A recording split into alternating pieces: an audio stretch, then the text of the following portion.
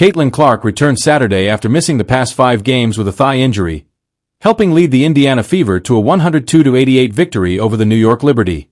It marked the first loss of the season for the defending WNBA champion Liberty, who were missing a starter, former Finals MVP Jonquel Jones, who's dealing with an ankle injury. Clark scored 32, dished out 9 assists, and became the first player in WNBA history to have 100 points, 30 rebounds, and 30 assists in a player's first 5 games of a season. Our Rebecca Lobo was on the call for Saturday's game and was kind enough to join us this morning. Rebecca, good morning. Thank you so much for being with us. Hey. Oh, thank you. That was a fun day out in Indianapolis on Saturday. Oh, there's a lot happening in Indy right now. Rebecca, tell me, what does Clark's return mean for the WNBA? Well, it means a lot more people are paying attention once again. We know how much Caitlin drives ratings. We know how much Caitlin drives attention on the WNBA, and for her to come back and do it in that way was just ridiculous. I'm sitting there at the end of the first quarter when she had that 38-second stretch where she drained deep three after deep three after deep three. I was just sitting there thinking, I've been around this league since 1997. I have never seen that in a WNBA game. Have we seen players go on runs? Of course we have. But not like that. Not where a couple of the three-pointers are from 30-plus feet. It was an exhibition by her after being out for 19 days to recover from an injury. Couple that with the other passes that she made and some of the other plays. It was just ridiculous. It's not often that you're watching the WNBA, or that I'm watching it, and I'm like, wow, I've just never seen this before. Rebecca, first of all, it's wonderful to see you. And I've got to tell you, I'll talk to you and complain about the WNBA not helping me out with tickets, okay? At a later date. I'll talk to you about that at a later date. Right now, let me focus on Caitlin, because the girl comes back, she does her thing. 32 points, 55% shooter, 7 of 14 from three-point range. I want to know, in your estimation, where do you rank her as a shooter in the WNBA? And, considering her assists, where do you rank her as a player in the WNBA? In just her first 1.5 seasons in the league. Stephen, it's funny because I was listening to your last segment where you were talking about Steph Curry, and you said he's the greatest shooter God ever created. On Saturday, Caitlin Clark certainly looked like that for the WNBA in terms of what she was able to do. As a player, she finished last year 4th in MVP voting. This year, she's second favorite right now in MVP, right behind Nafisa Collier. Last year, she was the best guard in the league. So, in terms of the context of the history of the league, time will tell. But in terms of the impact she has had both on and off the court, and, 1+ PL season, it's certainly right up there. We were talking with our crew after the game. We've got at least 10 more years of watching Caitlin in her absolute prime. And it's so exciting. It's so fun to watch her. She's certainly the most exciting player, certainly the most fun player to watch in the league right now.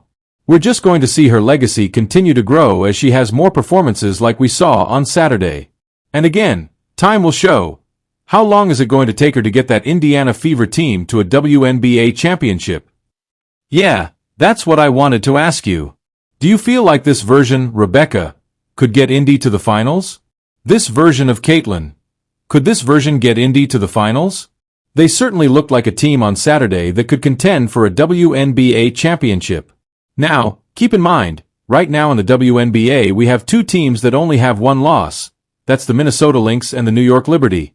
And both of those teams consistently have looked better than everybody else in the league. Both of those teams played in the finals a year ago. They have that experience. They have multiple superstars. They have more depth on their bench. So, if every team stays healthy, New York and Minnesota are still the favorites to meet in the WNBA Finals. But a Caitlin Clark-led Indiana Fever team like the one we saw on Saturday certainly could make things interesting along the way. And it is important to note that the New York Liberty were not only without Jonquel Jones but Leonie Febick, another important starter for them. So they weren't completely whole. But even if they were, the way Caitlin played, the way Indiana played, Indiana's probably still coming out with that victory. If you listen to the reports, Rebecca, they looked at Caitlin Clark and they said when she was out over these 5 games with a quadricep injury, there was diminished interest to some degree in the WNBA. I don't know how fair that is, but what I will ask you is this. Clearly, Her return has obviously generated additional eyeballs. I have no doubt that the ratings are going to show as much. How receptive do you believe the WNBA is going to be? I'm not talking about the league, but the players within the league, towards Caitlin Clark moving forward, now that we've seen what kind of impact her absence provides. I don't know that the two things are necessarily related, in terms of them recognizing what it was like in her absence. But there was a moment in that game on Saturday, probably my favorite moment of the game, and it happened late in the first quarter, when Breanna Stewart was guarding Caitlin Clark. Caitlin Clark came down and cleared out the entire right side of the floor. You're going to see right here. Get out of here, guys. Get out of here. Breanna Stewart is a 6-time All-Defensive player. They came down the floor after this moment and they were just laughing with one another, having a great time with one another. You could tell that there was a tremendous amount of respect back and forth. There was another situation in the third quarter where Caitlin kind of cleared out the floor and went against Natasha Cloud, another elite defender historically in the WNBA. There seems like there's a lot of respect from the players. And I think last year you felt more of the players really trying to do whatever they could to slow down Caitlin Clark. This year, they're still doing that. I mean, she went one-on-one with a player in Natasha Cloud, who is one of the best guard defenders that we have in the league, and was able to get to the free throw line. So I think that there is definitely a respect for Caitlin Clark, mutual, going back and forth. But I absolutely loved her moxie on that play, clearing out the floor, going one-on-one against Stewie.